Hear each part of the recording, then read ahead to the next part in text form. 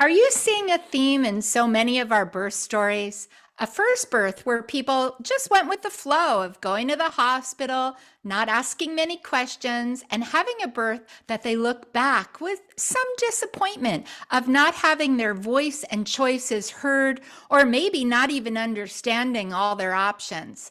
My guest today has a tale of a first a little bit challenging birth and then finding hypnobabies, a doula, a midwife, and all setting her on a journey of a gentle, powerful water birth and more.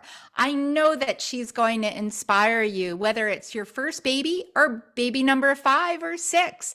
There's always opportunities to understand your options, learn and prepare for the birth you desire and deserve. Speaking of options, I always encourage people to positively prepare for birth and create your birth desires, or as many call it, a birth plan.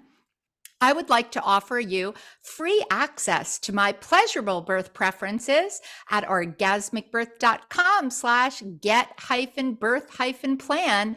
Look in the show notes for the direct link to help you consider all your options and to communicate them to your birth team.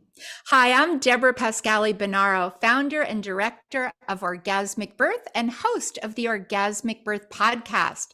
My guest today is Laura Hanstad, a mom of 6. She's a birth doula, a craniosacral therapist, a dynamic body balancing facilitator and teacher, lactation educator counselor, Reiki master, and hypnobabies instructor, and 5-time hypno mom. And she's here to share her story of unwinding birth. Welcome, Laura. Thank you so much for having me, Deborah. You were at part of the beginning of my birth journey, so I'm so excited to be here. Oh, and that's such an honor, right? It's so great to connect with you. And we were talking for a second that you're near Minneapolis, which is kind of one of the birth hubs in the United States of so many birthing options. But we can talk more about that later because I'd love for you to share, your first experience. What was that like? And how did that set you on this incredible path that you're on today? Yeah, well, so even though it wasn't exactly what I wanted, I kind of did what a lot of people do. You choose a hospital that's close to your house. You choose an OB-GYN because you think that's what you do and you see it on the movies and TV. And I, read some books, but I kind of thought like, I'm tough. I can do this. I'm going to have my mom there and my husband. And I had just started to hear about doulas kind of towards the later part of my pregnancy. I was like, I'll be fine. And then I went into the birthing process and was like, "Oh, okay. This is getting real quick." And I was just kind of like laying in the bed and no one was really saying like, "Hey, you should drink something now. Why don't you have a snack? Let's get up and go walk around." Like I wasn't having anyone to kind of guide me through that process. My husband would hold my hand and then I kind of swatted away. And my mom, which I'm very thankful my mom was there because she did end up helping advocate for me towards the end of the birth. But later she told me, like weeks after the birth, she's like, "Well, I hadn't given birth in 25 years. I didn't really know how to help you." And I kind of went, "Oh, that wasn't what I expected to hear from you." So I really wish that I had had somebody that was like, "All right, let's get up and go and do this." And nope, you got to take a little sip right now. So fine, kind of typical Western birth. I got an epidural like a couple hours before she was born, ended up having a vaginal birth. It was fine, but it wasn't exactly what I wanted. And so after her birth, I went looking for answers. I just thought there has to be a better way to do this. And so that's when I started to find about doulas. Since I had started to have that in my ear towards the end of pregnancy, I was like, there must be something to this. And started to look into what their roles are and the history. And then it was funny because about a year later, a friend at work told me she wanted to have a baby. And then she got pregnant pretty quickly. And we went out to lunch and she said, "What's one thing you would have changed about your birth?" And I said, "Oh, that's easy. My birth support. I like wish I had someone that would have done all these things for me." She goes, "Well, would you do that for me?" And I kind of was like, "Ah, sure." So then I started reading some doula books. So like Klaus and Klaus, the doula book was my first one, and started watching some movies. Actually found Orgasmic Birth, watched the movie, and like The Business of Being Born and things like that. And being a lifelong learner, I thought I should probably take a class in this. I love classes. So I went and did a doula training here in the Twin Cities, and it just blew my mind. And it was really personally, it explained what kind of happened in my birth and like why things were outside of my control, how I didn't advocate for myself, things I could have done. So it was like kind of emotional to go through it personally, but also gave me so much knowledge and so many ideas on how to support the birthing person. So I doulaed for my friend, and it could not have been a better first birth as a doula, honestly. And that was kind of like I caught the birth high after that part. I And love it. yeah, it was just, I rode that high for a really long time.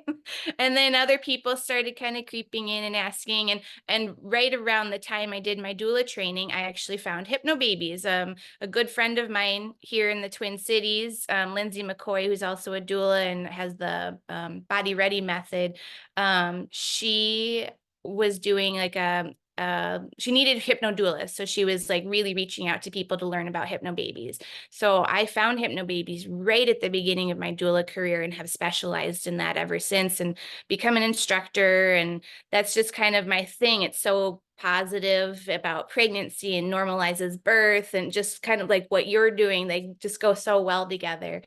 And started to attend more births, even though I was working full time still. Birth just tends to work. I don't know if you find that too, but it would be overnight, and then I'd come in and go to work in the morning, or I'd maybe leave a tiny bit early, but it just tends to work out with whatever things else you have going on in life.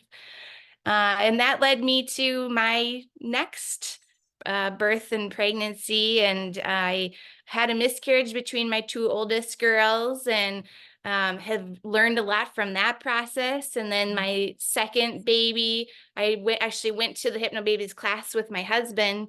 I knew, pretty much everything about HypnoBabies, having been a doula specializing in that, but we really wanted to go through the process together and help him to learn tools and techniques, how he can help me more. And just because we didn't do that in the beginning with our first, so I kind of felt like we missed out on something. So that was a really great experience. Hospital birth with midwives, water birth, really hands off. And that was part of my process of learning how to advocate for myself. So every appointment with the midwife, I would talk about what my preferences were and talk about what my vision for the birth was and all these things I was doing. And it all came down to actually happen. I even created a little chart of what I visualized and what happened, and check, check, check, check, check, check, check. It was just fantastic. So really empowering, really intense, but really Yes. empowering. And my husband was just like blown away. My mom was there. She was blown away too. And that kind of led us even further into the kind of holistic and supportive birth world, where autonomy is kind of like at the center of what you do. So then we had, since then, 4 home births, and all water births except for one who came so quickly that the tub only had about this much water in it. My, Oh my fifth was actually born on the first day that the world shut down in 2020. So it was kind of funny. Saturday, we had found out our school said we were going to close and be home for a couple of weeks, and we'll see you after spring break. And I thought, oh, great. So the kids will be home for the birth. I don't have to pack lunches or worry about, are they going to school? Aren't they? Who's picking them up? And since that Monday morning, she was born bright and early, 7:05 a.m. So, we would have all been up and moving around, getting ready for school. And so the first week was just dreamy. We just stayed in bed and in our PJs and watched movies and took naps, and was lovely. And then the second week was when reality hit. And I was like, oh no, I have to teach them. I no. just That's had a right. baby. And I don't compare to the magic of our teachers. So really wonderful births ever since I mean, the first one was my learning experience. Right. And then the rest of them have all been so fantastic. Just really a lot of autonomy in terms of what I wanted with preferences. I caught all my babies. I even caught all the placentas, did like fundal massage for myself a little bit. And my midwives always teased me. Not only do I doula myself, but now I was midwifing myself too. Yes. So, Well, such a journey. And I'd love to ask you because your first birth was not in water, and you mhm, actually had another one that you didn't fill the tub, and then yeah. you had water. What Mhm, would you describe to people as the difference between yeah. air and water for Mhm. labor and birth? I feel like the water birth really helps with kind of calming the intensity a little bit of what the birth sensations are. I've never had to have any stitches outside of my first birth because they gave me an episiotomy without my permission. Um, Oh, and so, helping make sure that the tissues are nice and soft and can stretch and prevent tearing. So I think that's a really great added benefit that I've enjoyed. And the intensity of crowning is just a little bit different too. I felt like even though my fifth, she was 7 pounds, so she was a perfect, nice little size, like not too bad. But I remember that feeling of the head and saying to my friend and doula, I was like, oh, there's so much. And I had pushed out a 15-inch head previously in the water. So there was a real big discrepancy there in size, and the intensity was just so much more full, that I really do love the water. I'm also just a fishy, so I love water okay. in general. You'll always find me in a bath or a pool or something. But I Yeah. think the just calming the intensity, having some buoyancy, having the water help hold up your belly a little bit.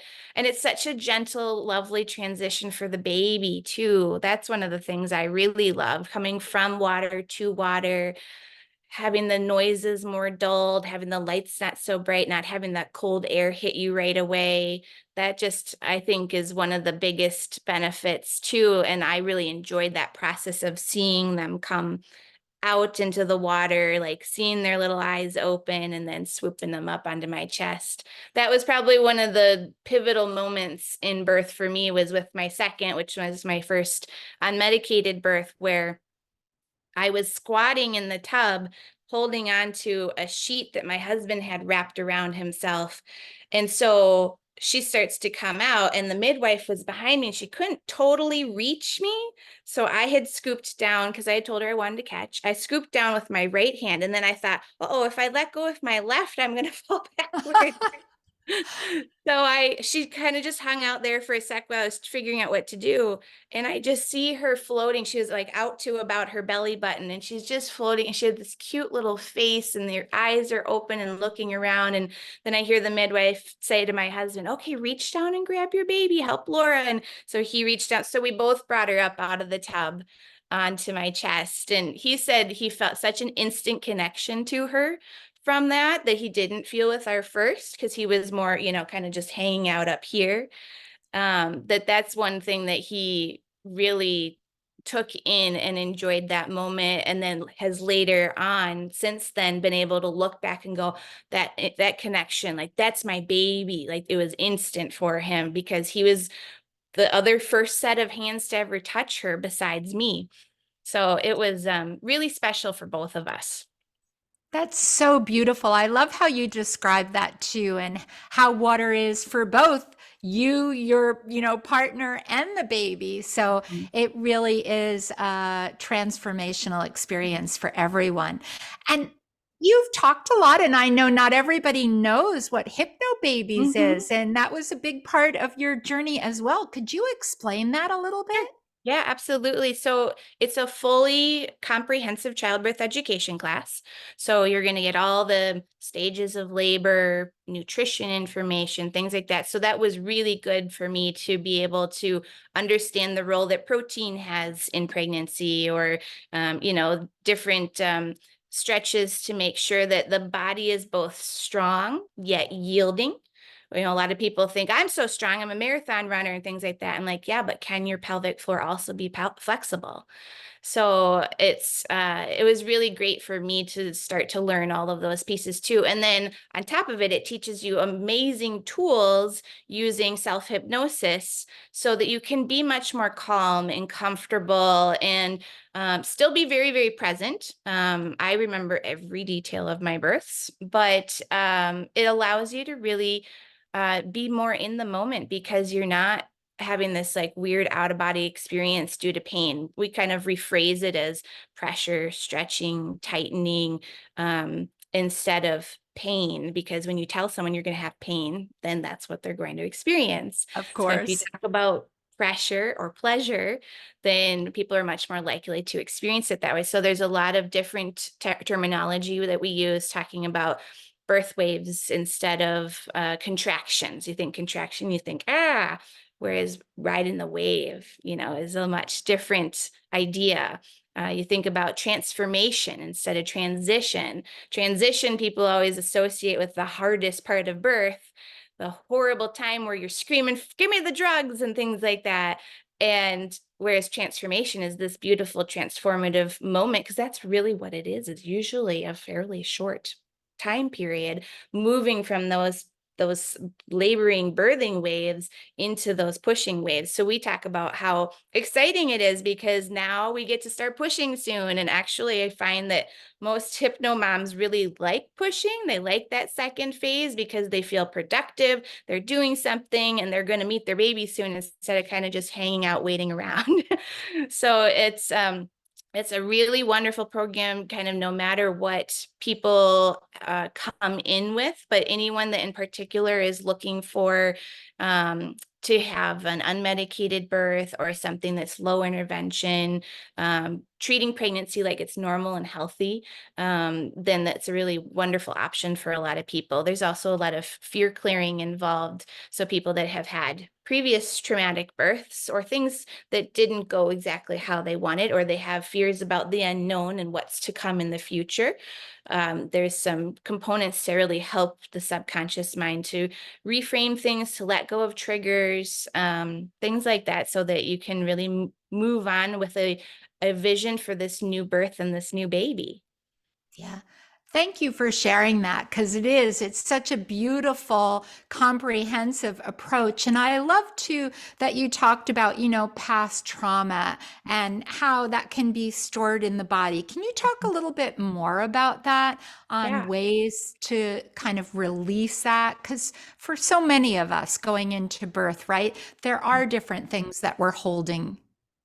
Absolutely. Yeah. Whether it's something from a past birth or maybe something from childhood or the story that great Aunt Mildred told you about when you were a kid or, anything, number of things, past sexual abuse, things like that, that all gets stored in the fascia in particular. So we've got, a lot of mental work that we can do, but also the physical and energetic components too. So as a craniosacral therapist and also using energy work, I deal a lot with folks who have trauma of all sorts, not just birth trauma, locked in their fascia. And that's where it's stored. That's where your muscle memory is held. So, what my job kind of is as a craniosacral therapist is to find the spots where there is torsion, the fascia gets kind of tangled together, and to unwind it and to release that muscle memory and the energy that gets stuck there. And torsion can be caused by all sorts of different things: in utero position, the birth itself, a sports injury, a car accident, a habit of how you sit at your desk, or emotional trauma. So it can be released through this very gentle hands-on therapy.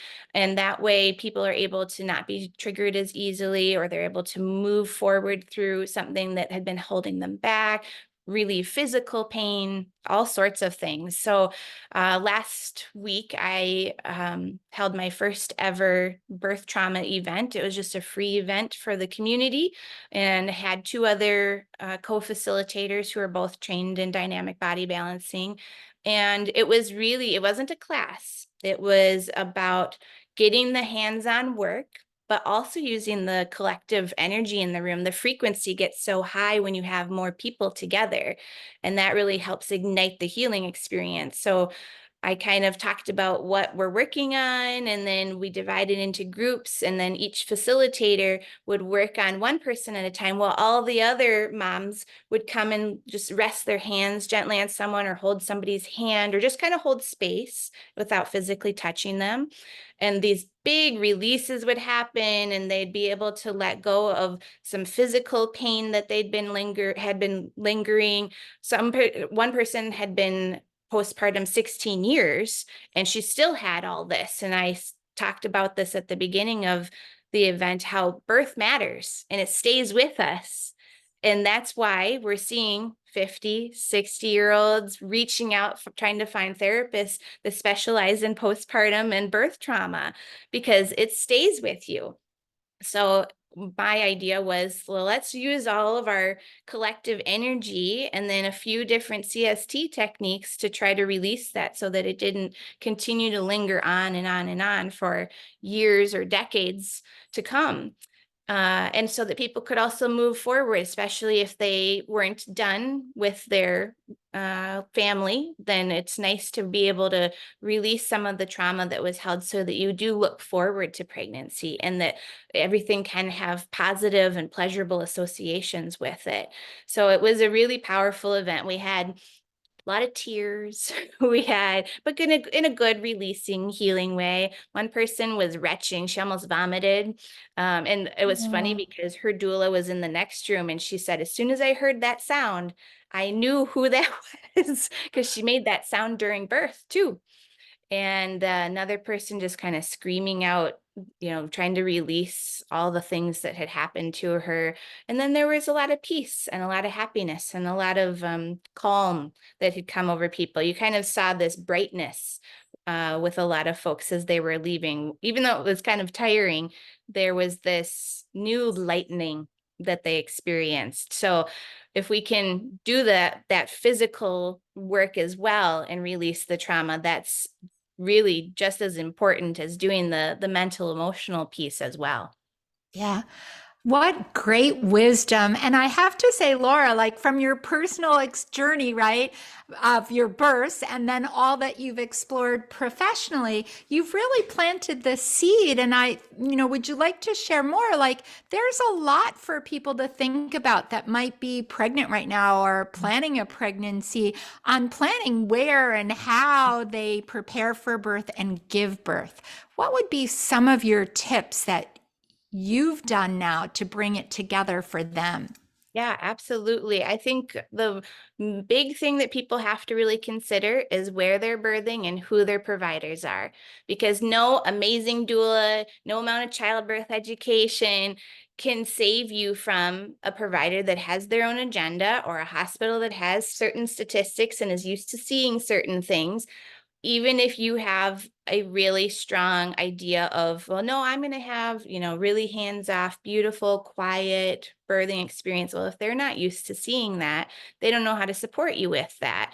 And it's never too late to change. I was just talking to somebody about that yesterday who was about 32 weeks or so. And she's telling me about what she wants. And I said, well, who are you with for your providers? And she told me, and she's like, oh, I really don't like doctors and I don't like hospitals. And I was like, okay, so let's just think about this in comparison for what you want and what you've lined yourself up with, keeping in mind that a lot of people don't know this, but like OB-GYNs are surgeons. That is what they are trained to do. They're not typically in the business of normal, natural, physiological birth, whereas midwives are. So let's, look at stacking the cards in our favor. Birthplace. And I have people that have driven an hour or so to get to the right birthplace because they knew that if they spent the time doing that, it's going to make such a difference in their experience. And not a single person that I've ever either been their teacher or been their doula and that has made changes even towards the last minute, not a single person has ever regretted that decision. So I think that really speaks volumes. Yes. And making sure that you have the right support as well with a doula or, a friend or somebody that's going to be able to be there and have that continuity of care through the whole birthing process and prenatally. You never really know who you're going to get when it comes to especially a hospital birth or a birth center birth, because they're rotating calls. Home birth is usually the only time you actually know who's going to show up at your door when it's time.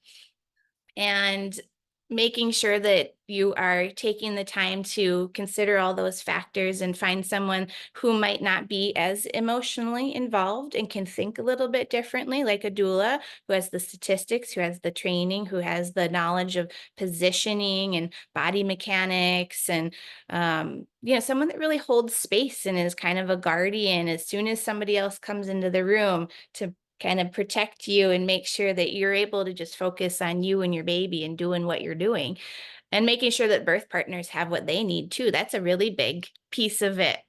Some people just hire me mostly for the birth partner. Mom's kind of like, I've got this, just maybe check in on me every once in a while.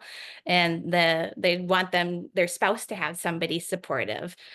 So those kind of things, and childbirth education are a must have, unless you are really just a go with the flow person who doesn't really care about their birthing experience.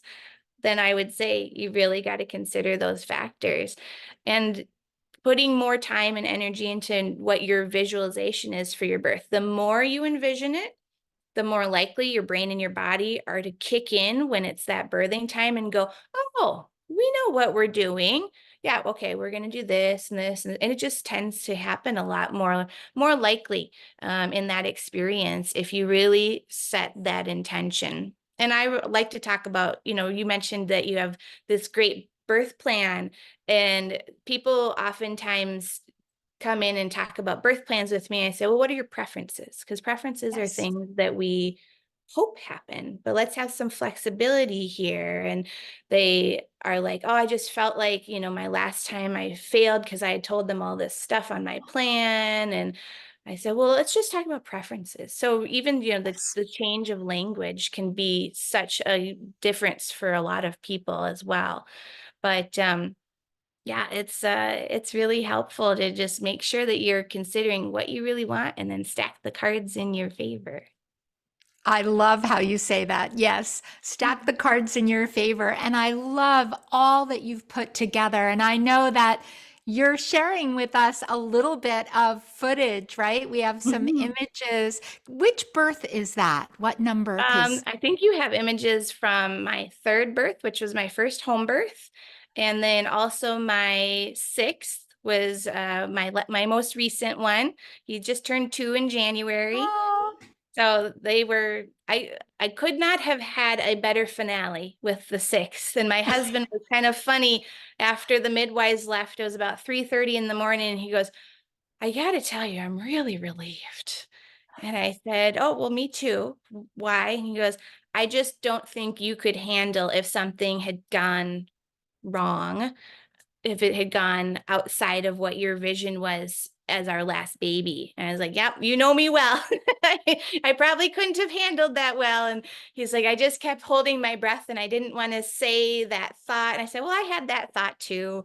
But I'm glad that we both can kind of just go, whoo, we ended on a really high note. So yeah, I think you have videos from a few of them. yes. And so many, like all your birth images that you've shared are just so beautiful.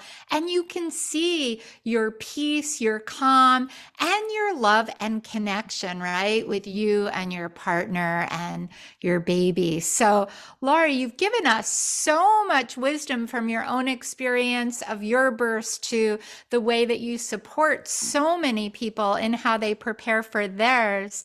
Would you have any last tip that you'd want to share for people? Oh boy, I have to think about that I know one. you shared a lot. Um, a final tip. Let me think. Okay, I've got one. All right. So, a good final tip would be to trust your mama intuition. Really know when something feels right for you, or if there is a little hankering of, I don't know about this, explore other options.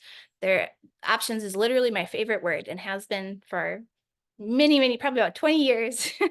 Yeah, it's just so important to make sure that you are really, excuse me.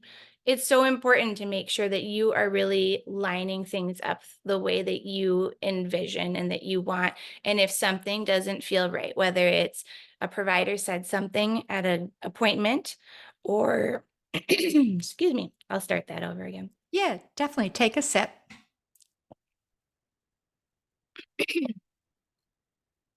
There, I think we're good now. I would say nope, not good. You've been talking a lot, so it's good to hydrate. Yes. There we go. Okay, normal voice. Oh, I was going to ask you too. I have a funny birth partner story about a family that hired me for a birth. I don't know if you want me to share that at all to edit in. Yeah, sure. Okay. Finish this thought and Yep, then we can share that. sure, absolutely. I would say a final thought would be to really trust your mama intuition. So whether it is some little inkling of, maybe this provider or this practice isn't right for me, or I don't really know if I have the money for a doula, but I feel like I need some extra support, to really just look at your options. There is so much available in terms of birth support, people who are looking for experience for being a doula or things like that. There's so many different providers, so many practices, and a lot of people don't understand that certain clinics will go to certain hospitals and they don't have privileges at others. So looking at your options is going to be really important to make sure that you're really following your own voice and listening to that intuition. And if something's back here going, I don't think this is lining up the right way, to really trust that. Fantastic. And I know that people that are listening are going to want to find you and say, how can we work with you? Can you share where people can find you, follow you, and what you offer?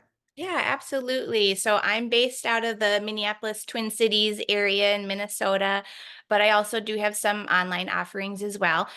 So I'm a birth doula and do births out throughout the Twin Cities. So my website's allthingsbirthmn.com. And then as a craniosacral therapist and Reiki practitioner, and I do a few other things like reflexology and applied kinesiology, muscle testing.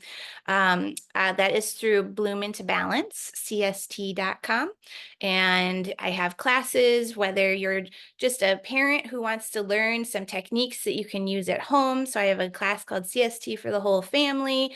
It's just kind of for the lay person or someone that just wants to dabble in CST and see if it's something they want to learn further. Both in-person and online Reiki classes. You can also find out information on Instagram at all things birth and balance is the hash or the tag handle. I'll say that again. I also have Instagram account, All Things Birth and Balance, where you can find out lots of information. So there's a few different ways to get a hold of me and find me if you have questions or if you are curious about seeing some very hands-off births. There's YouTube videos out there. If you look up my name, you should be able to find me. Oh, thank you so much, Laura. It was such a pleasure getting this time with you to hear your birth journey and the ways that you're birthing that wisdom forward to so many others. So I know for everyone that's listening, we always love to hear from you. Please tag us all on social, on Instagram, wherever you are. Look at the show notes and you can see all Laura's links that she just mentioned below. And we hope that you will follow us, rate us, review us on whatever platform you're on. That always helps us to reach more people and share how to positively prepare for birth. We look forward to having you join us next time on our Orgasmic Birth podcast. Thank you so much, Laura. Thank you so much, Deborah. This was so great.